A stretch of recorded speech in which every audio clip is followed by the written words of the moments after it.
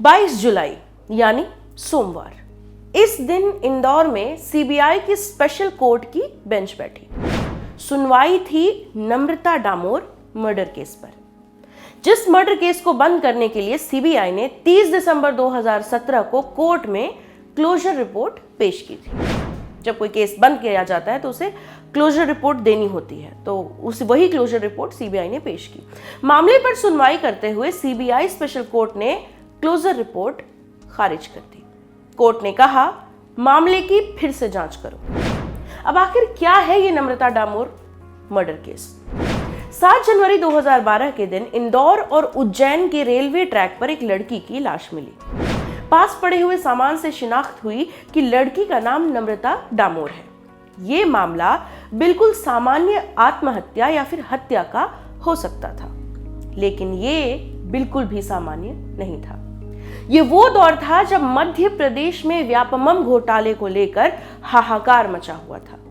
इस घोटाले से जितने भी लोग जुड़े हुए थे, एक एक करके उनकी मौतें हो रही थीं और नम्रता डामोर का नाम भी इसी घोटाले से जुड़ा हुआ था। कथित तौर पर नम्रता डामोर भी उन्हीं स्टूडेंट्स में शामिल थीं जिन्होंने गलत तरीके से मेडिकल एंट्रेंस एग्जाम पास किया था। उस वक्त लाखों में ऐसे एप्लीकेंट्स थे जिन्होंने नेताओं और अफसरों को कथित रूप से रिश्वत दी थी।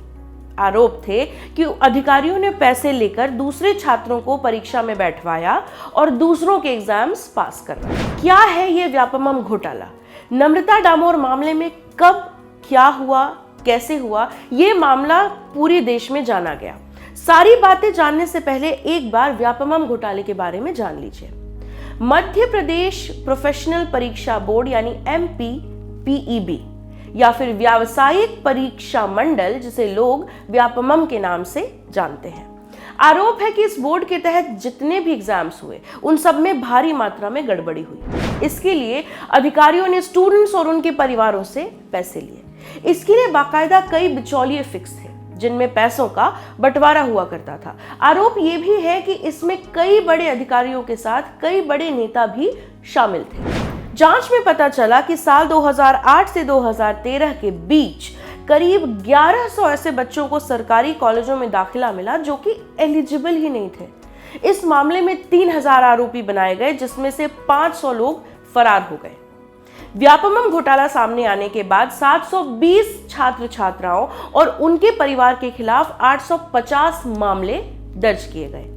1800 से ज्यादा लोग जेल गए। साथ ही साथ 40 लोगों की रहस्यमय स्थिति में मौत भी हुई।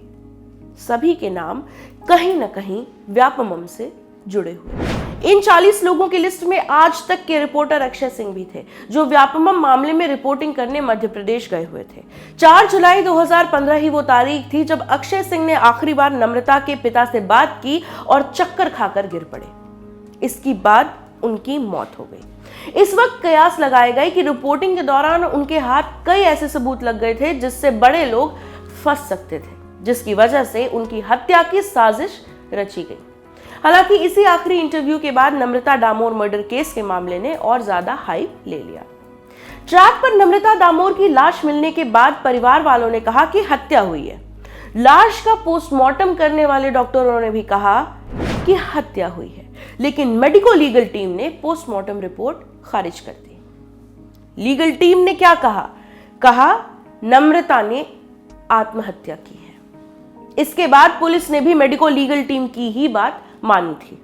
नम्रता डामोर का पोस्टमार्टम करने वाले डॉक्टरों में से एक थे DB पुरोहित। उन्होंने उस वक्त मीडिया से बात करते हुए ये कहा था, पोस्टमार्टम करने वाले पैनल में शामिल हम तीनों डॉक्टरों को 25 साल से भी ज्यादा का तजुर्बा है।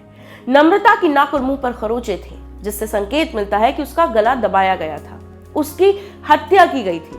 उसकी मौत के प्राकृतिक होने का 1% भी चांस नहीं है। लेकिन पुलिस मेडिको लीगल टीम की बात मानकर चल रही थी। इस मामले में पुलिस पर कई बिंदुओं की अनदेखी करने के भी आरोप लगे। 2 साल की कुल जांच के बाद जब पुलिस इस नतीजे पर पहुंची कि उन्हें हत्या जैसा मामला कहीं नहीं मिला, फिर पुलिस ने क्लोजर रिपोर्ट दाखिल कर दी। क्लोजर रिपोर्ट दाखिल करते हुए सीनियर पुलिस अफसर मनोहर वर्मा ने कहा, हमने उसकी मौत की जांच की और फॉरेंसिक एक्सपर्ट के साथ मिलकर सीन को रिक्रिएट किया। हमें ऐसा कुछ नहीं मिला जिससे हत्या किए जाने के संकेत मिल सके। अगर कोई नए सबूत सामने आते हैं तो हम दोबारा जांच कर सकते हैं, लेकिन फिलहाल कुछ भी ऐसा नहीं है। जब व्यापमं घोटाले की जांच सीबीआई के पास पहुंची तब सीबीआई ने नम्रता मामले की भी जांच की, क्योंकि इसी मामले का इंटरव्यू करते हुए आज तक के पत्रकार अक्षय सिंह की मौत हुई थी, जैसा हमने आपको अभी पहले बताया। जनवरी 2012 में नम्रता की मौत के 3.5 साल बाद सीबीआई ने इस मामले की जांच शुरू की।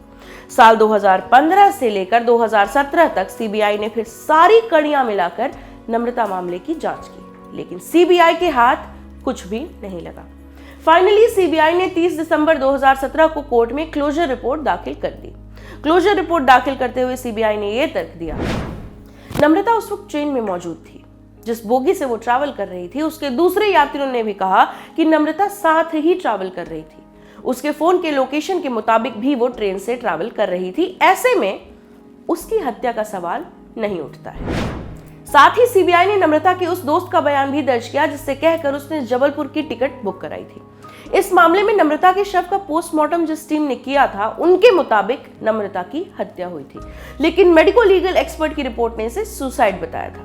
सीबीआई ने दोनों रिपोर्ट्स का फॉरेंसिक एक्सपर्ट से टेस्ट कराया, जिसके बाद हत्या के किसी भी तरह के प्रूफ नहीं मिले। हत्या के प्रूफ नहीं मिलने की स्थिति में ही सीबीआई ने क्लोजर रिपोर्ट दाखिल कर दी। दूसरी तरफ नम्रता के पिता पुलिस और सीबीआई की जांच से संतुष्ट नहीं थे। जुलाई 2015 में जब नम्रता के पिता आज तक के पत्रकार अक्षय सिंह से बात कर रहे थे, उस दौरान भी उन्होंने नम्रता की हत्या होने की बात कही थी। उन्होंने कहा था, जिस वक्त नम्रता की हत्या हुई उससे पहले उसके फोन पर कई लोगों के फोन आए। पुलिस ने किसी से पूछताछ नहीं की। पुलिस वाले पोस्टमार्टम रिपोर्ट भी नहीं मान रहे हैं, वो मेडिको लीगल टीम की बात मान रहे हैं। इस मामले में पुलिस लापरवाही कर रही है। इसके बाद जब दिसंबर 2017 में सीबीआई की टीम ने क्लोजर रिपोर्ट दाखिल की, फिर जनवरी 2018 में भी वो सीबीआई की जांच से असहमत हुए। नम्रता के पिता ने बयान दिया, मुझे यकीन नहीं हो रहा कि सीबीआई ऐसा कर सकती है। सीबीआई ने हमारा वर्जन सिर्फ एक बार लिया। रेलवे के गेटमैन ने भी मुझे यही बातें बताई थी, लेकिन सीबीआई ने गेटमैन तक का बयान नहीं लिया। क्लोजर रिपोर्ट से जब सुप्रीम कोर्ट संतुष्ट नहीं था तो सीबीआई स्वयं कैसे सहमत हो गई, ये समझ नहीं आया। मैं पूरी तरह से थक चुका हूं। अब इस मामले में दाखिल क्लोजर रिपोर्ट कैंसिल होने के बाद सीबीआई फिर से इस मामले की जांच करेगी। उसमें क्या सामने आता है, क्या नए फैक्ट्स आते हैं, क्या कोई मोड़ आता है इस केस में, अगर ऐसी कोई भी अपडेट होती है तो वो हम आप तक जरूर पहुंचाएंगे। नमस्ते, मेरा नाम है प्रेरणा और आप देख रहे हैं और नारी। इस वीडियो के बारे में आपका क्या ख्याल है हमें कमेंट सेक्शन में जरूर बताइए। अगर आप ये वीडियो फेसबुक पर देख रहे हैं तो हमारे फेसबुक पेज और नारी को लाइक कर लीजिए। अगर आप ये वीडियो यूट्यूब पर देख रहे हैं तो हमारे यूट्यूब चैनल और नारी को सब्सक्राइब कर लीजिए। बहुत बहुत शुक्रिया।